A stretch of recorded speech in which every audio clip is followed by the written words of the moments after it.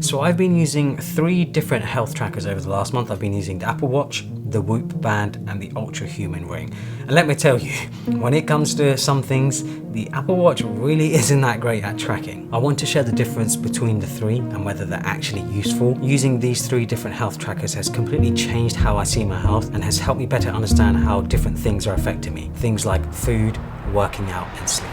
So I've just woken up, and when you open up the Whoop app, this is what you're greeted with. I'll be honest, I never go through this screen.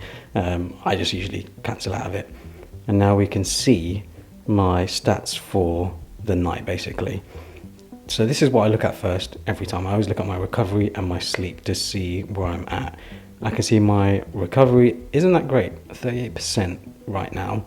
And I can see my sleep is 7.5 hours, and it says my sleep is 90%, which is actually really good. The only issue is obviously my recovery. My recovery is at 38%, so that means it's well below average for today. And then I also have the battery up here. You can see I'm at 82%, and it's 9 o'clock. We'll see how that goes throughout the day. And of course, I've got the ring on as well, as you can see on my finger. So if we go into the UltraHuman app, we can see what this is saying.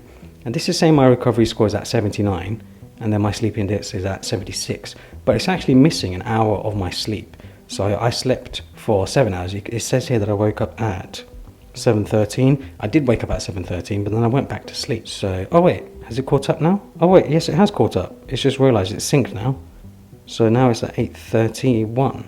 So we can see that there's a little bit of a gap there from when I woke up, and now it's got the hour of sleep. As we can see, my recovery score is 78 now, so it looks like it's just updated. It's got the data from my ring. So yeah, it's interesting to see how they give me 2 completely different figures when it comes to recovery score. This is saying my recovery score is pretty good for today. Resting heart rate, actually, I say that, it says elevated, good, needs attention.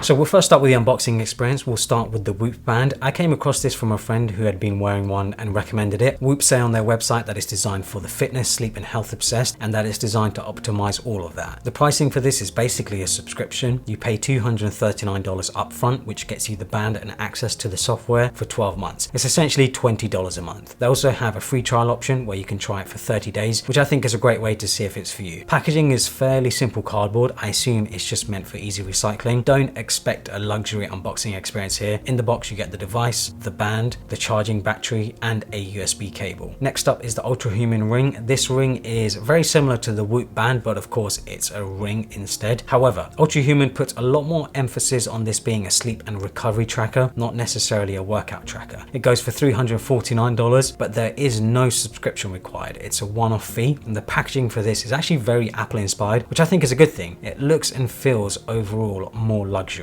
In the box you get the ring, the charger, and a USB cable. UltraHuman also offers a bunch of different colors, which is great. My personal favorite is the Aster Black. Each device has their own app, which is required for the setup. What is great is to see them both being integrated with Apple Health, which means you can have all of your data synced from each device into the Health app. When it comes to design and comfort, the Whoop is essentially a little plastic tracking device that sits in a wristband. The thickness of it is very similar to an Apple Watch, and the overall size is also a little smaller, but not by much. And it's actually what disappointed me, because I was hoping that the Whoop was going to be significantly smaller than the Apple Watch. But yeah, it's really not by much. I have the 41mm Apple Watch here alongside the Whoop band, and you can see the sort of size differences between the two. When I first put it on, I'm not going to lie, I actually found it quite uncomfortable. You have to have it sitting quite snug on your wrist so that the sensors sit on the skin. Because I wasn't used to having something so snug and tight around my wrist, it almost felt like my arm was going numb. It was a very weird feeling because my arm wasn't actually going numb. It almost felt like a phantom numbness. It was really bizarre. I think I just wasn't used to having something on this arm because I never wear anything on this arm. This was the first time that I'd worn some sort of bracelet, band, whatever on this arm, and yeah, it just felt really bizarre. But I ended up ignoring it and just sort of powering through it, and around a week later I ended up getting used to it. It wasn't an issue anymore. When having this on, I actually basically forget that I even have it on most of the time. What makes this different from all of the other devices is that it doesn't actually have to be worn on your wrist. You can also wear it in clothing. specially designed by Whoop, such as workout clothing and underwear. When it comes to the design and comfort of the UltraHuman ring, UltraHuman have gone for a much more luxurious approach here, and the first thing I notice is that it feels like a piece of jewelry, which I think is great, as not a single person has noticed that it was a smart health tracker. Yeah, I think when you look at this, you see it on someone's finger,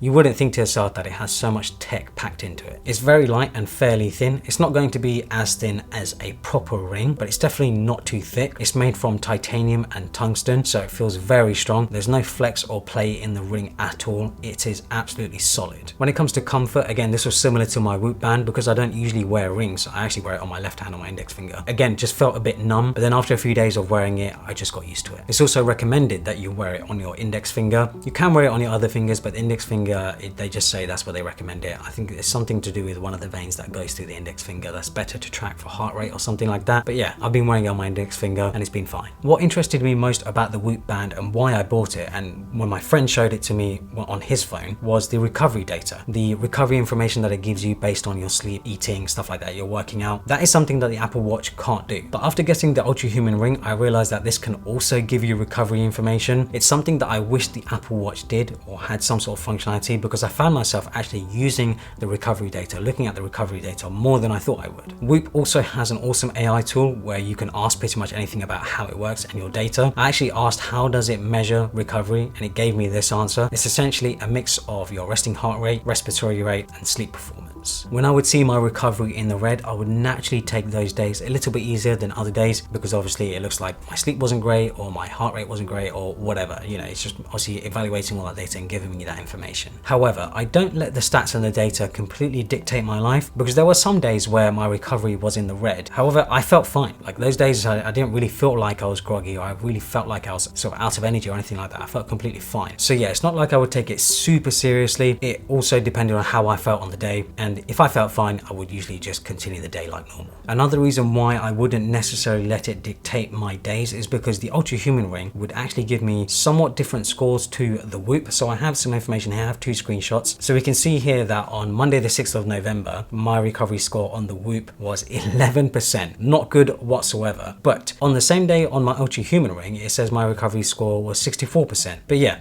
you can see different information for both. You can see like my resting heart rate being elevated and things like that. But with such a big difference on the two, I kind of thought to myself, okay, the recovery data is nice on these apps. I can see what's happening, but clearly it's only just an indication. It's not actually sort of like I'm at 11% power or 64% power in the day. That doesn't really make any sense. Power! It's just giving me a good indication that, okay, you need to keep an eye on maybe your food, your sleep, or whatever it might be, and sort of keep it in check. What was interesting though, from looking at this data and seeing that my recovery score was at 11% on Monday, the reason why it was at 11% was because I had been busy all weekend. I'd been eating like crap and I wasn't sleeping enough, and by Monday it had caught up to me. One of the most important things that I learned from using these health trackers was how important the impact of food is on your overall health. So here I have a great example. Thursday, November 2nd, that evening I had a whole Domino's pizza. It was unhealthy AF, but boy did it taste amazing.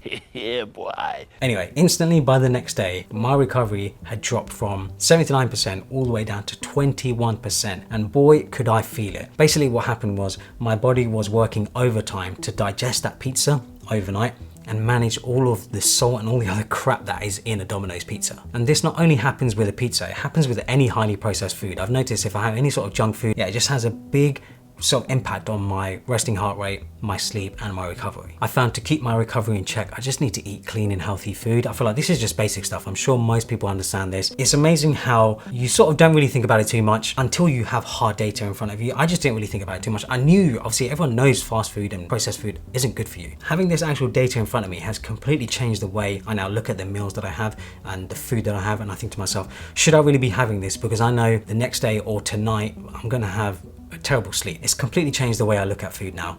Even though I thought to myself, I already eat quite healthy. You know, I might have the odd processed meal here and there, maybe a couple of times a week, maybe once a week or something like that. But now I think to myself, okay, maybe I should just cut it completely because it has such an impact on my health. With that being the case, I also wanted to share this new bottle from Lark that I've been using for the past few weeks. they're also sponsoring this video. I've been a long time Lark user myself and I use their bottles nearly every single day. I have actually a specific bottle that I even take to the gym. They've now got the all new swig top bottle. I've been primarily using this around the office as I'm moving around in here, from my desk setup to my camera setup to anywhere else I need to be in the office. It has a swig top that has quite a large opening and is ideal for large mouthfuls of water. It's also ice friendly, so you could even have crushed ice inside the bottle. It is double wall vacuum insulated, which means you can keep water cold for up to 24 hours. From using the bottle myself, the best three features for me are the swig top mouth, which lets you drink a lot whilst also having a cap so it doesn't spill, the ability to keep my drink cold for the whole day, and the size of it. It can hold 23 ounces or 618 milliliters of liquid. I was using a mug previously and you have to be careful with the mug because you can easily spill it. With the bottle, obviously I don't have to worry about that, and the bottle can hold a lot more liquid. Make sure to check out the Lark swig top bottle and all of the other bottles they have. They currently have an up to 30% off sale for Black Friday. So when it comes to workout tracking, the UltraHuman ring actually isn't really designed for workout tracking. It's much more designed for sort of a recovery, sleep and everyday sort of health tracking. You can add a workout in the app, but it's under beta and there's only a few to pick from. If you do any sort of weightlifting as well, this isn't really ideal because obviously you have it on your finger, and if you're picking up weights, dumbbells or whatever, you're obviously going to be pinching your skin and having the ring right up against your skin. So yeah, I usually take it off when I'm doing any sort of weightlifting with the ring. The Apple Watch though is heavily marketed by Apple as a workout tracker, and I do use mine extensively to track my workouts. The Whoop also is heavily marketed as a workout tracker. However, when I first started using it, I did find that the workout tracking just feels a bit convoluted, feels a bit odd and not as easy to sort of set up or use as the Apple Watch. With the Apple Watch, you can of course manually choose the workout you want on your watch, which is very convenient as then you don't have to actually pick up your phone or touch your phone. With the Whoop not having a screen, you have to go into the app to start a workout or hold down on the app on the home screen to start an activity. It's just not very convenient. However, what is convenient with the Whoop is that it does have auto detection like the Apple Watch does, and it's surprisingly accurate. I don't understand how. I think 80% of the time it was able to figure out whether I was cycling, running, doing weightlifting or whatever. Yeah, I was really impressed. Obviously it doesn't get it right all the time, but the great thing is you can go into the app on the phone and change the workout to whatever it was at the time. And what's even better, which none of these provide, which the Apple Watch and the Ring don't provide, is that if you've done a workout and it hasn't tracked it, you can actually add that workout after you've done it.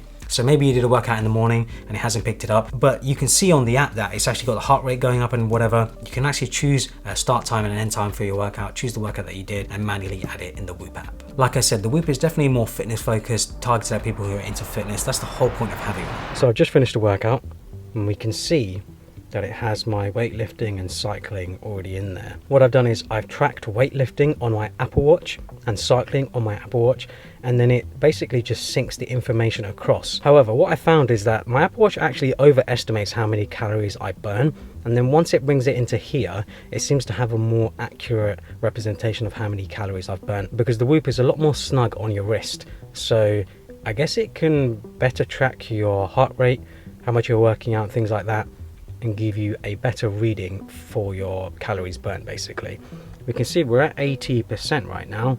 So yeah, I've been wearing it for 2 hours and it's only gone down by 2%, which is pretty good. Yeah, there's a lot you can do here with the Whoop, and I can see my strain is currently at 11.3. So you can see here this little dotted white line sort of around the circle is my optimal strain. I've already gone over that, and if you go over that, basically it's telling you that you're overstraining today, you're working out harder, then it should really expect you to. And if you do overexert yourself, you can see here, keep going past 12.4 if you want to overreach today. So when a workout has been processed, you get a notification saying that it's been processed. So we can see my cycling has now been processed.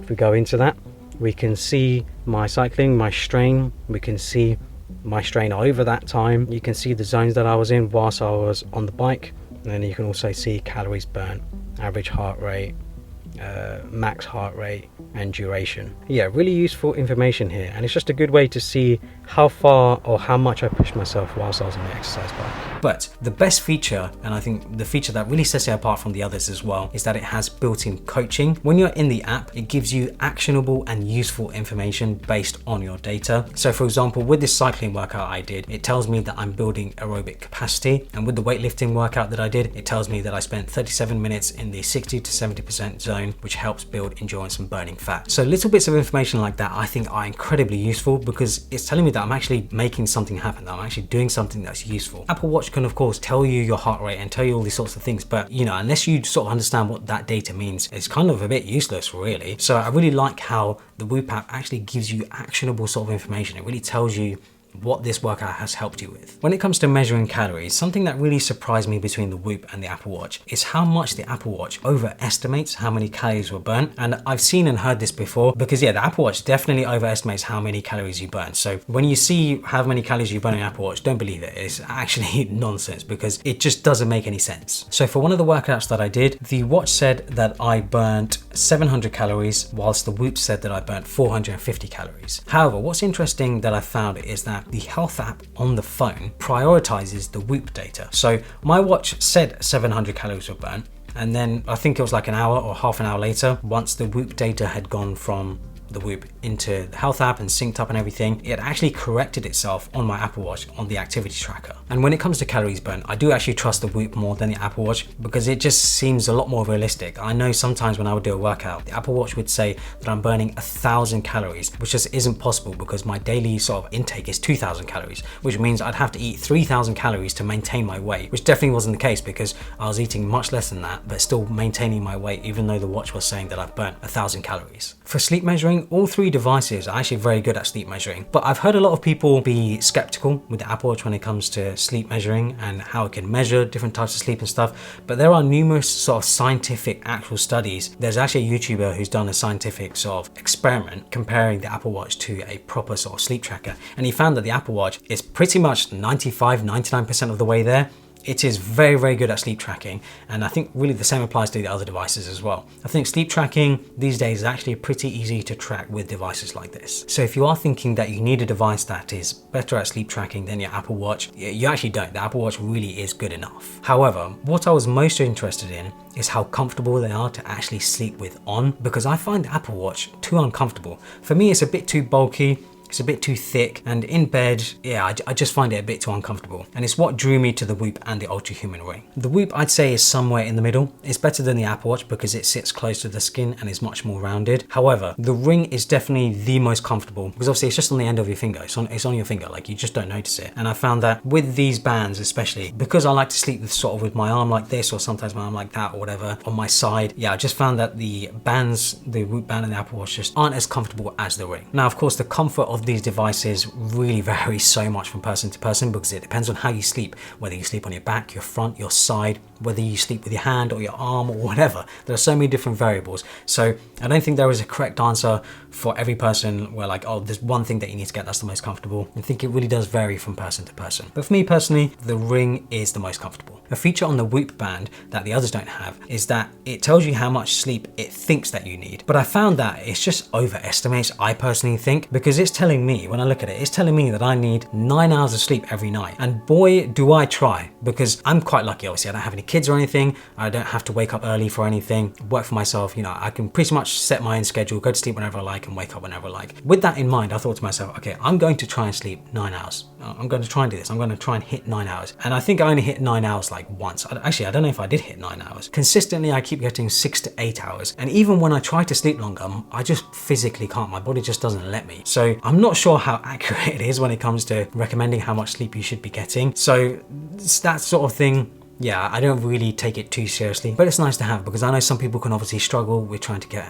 regular sleep and getting enough good sleep. For me personally, 6 to 8 hours seems to be completely fine, and my sleep efficiency according to the app also just seems to be pretty okay. Battery life. So both the Whoop band and the UltraHuman ring have similar battery life. They can both go for around 4 to 5 days. However, that's from like 100% to completely dead. Naturally, you're not going to use it like that. So I find myself that I'm charging it every sort of 2 to 3 days, every other day, whatever, just because when it gets to like 20% or 30%, I instantly just put it on the charger because I'm thinking to myself, oh, it's getting low, I need to charge it. However, that's of course much better than the Apple Watch, because the Apple Watch, you pretty much have to charge it daily, unless you have like an Ultra or something. But yeah, for my stainless steel 41mm, I pretty much have to charge it daily. I can wear it throughout the night. I can sleep with it on and then charge it in the morning because obviously of the fast charging. But yeah, the ring and the Whoop definitely have better battery life. So if that's something that you care about, yeah, it's probably a good reason to go with one of these over the Apple Watch. Charging for the UltraHuman ring is a little base that comes in the box. You put the ring on it and it charges wirelessly. I have found it pretty slow though. I do wish it charged a bit faster.